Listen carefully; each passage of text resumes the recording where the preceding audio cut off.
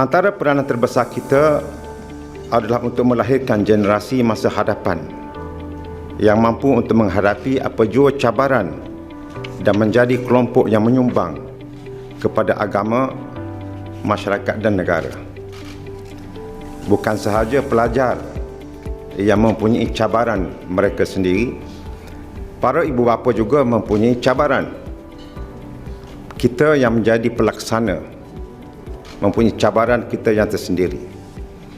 Kerana pembentukan generasi ini bukan hanya menerusi kecemerlangan dalam time frame yang tertentu dari proses assessment atau examination assessment dalam bilik darjah atau dewan kuliah semata-mata, tapi adalah merupakan gabungan pelbagai keperluan yang perlu diisi oleh seorang pelajar.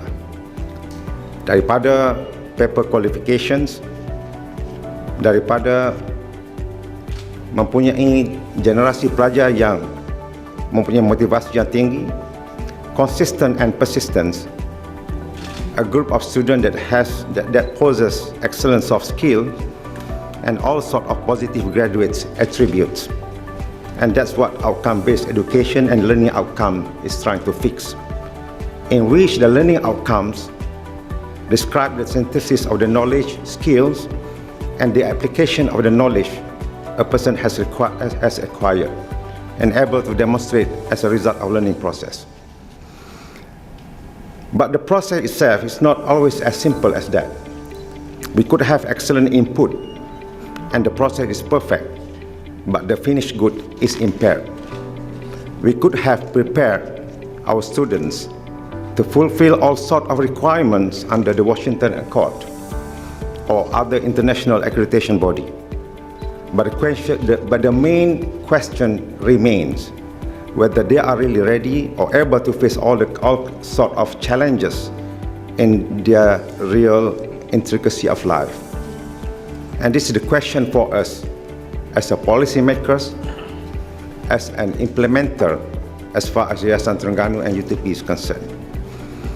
For the engineers and scientists, they may want to look at the relation between a given process deduced by a specific equations, and we could have a wide range of calculation results when we start to plug in with our initial value.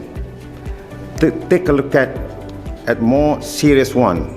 For example, let's say we have a number of initial value of our boundary conditions. In solving a series of complex equations, such as Laplace transform in the process control, or fourth order equation in some heat transfer problem to get our desirable results, or until it reach a steady state or equilibrium. We will definitely note that our result will depend very much on the stated boundary condition or the initial value. Ladies and gentlemen, our efforts today will be our initial value, our starting point for them, and we are responsible to plan the initial value to the generations to come.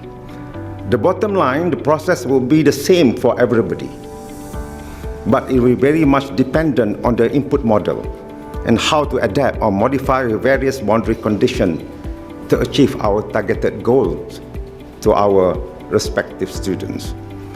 That's what we need as we go along in our collective Yayasan Terengganu UTP program, namely start, get our input, check the process, get the results, analyze, improve, make adjustment, modifications, perfect the process, analyze again, and so on and so forth.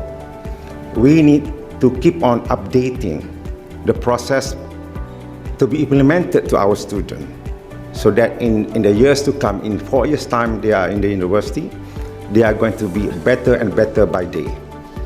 Let's refresh our memory on the failure of innovations and time-based factors that lead to the collapse of the giant companies such as Nokia, Kodak, Xerox, Blockbusters, IBM, BlackBerry, Polaroid, to name a few. And this is the specialty, the expertise of Datuk Raiha, isn't it?